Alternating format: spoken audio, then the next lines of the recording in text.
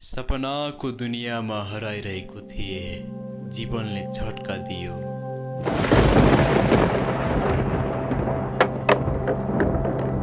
मात्र सपना होइन, यहाँ मेरो जिम्मेवारी पनि छ भन्ने अनुभूति भयो।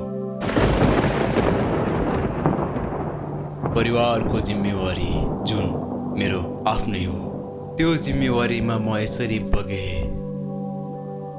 बगे कि जिन्दगीले अचानक अर्कै मोड लियो।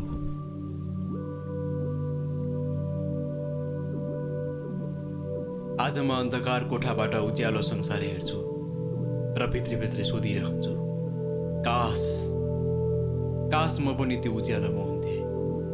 तर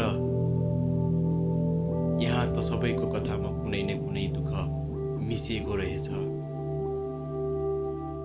मेरो कथा तपाईको हो, तपाईको कथा मेरो हो।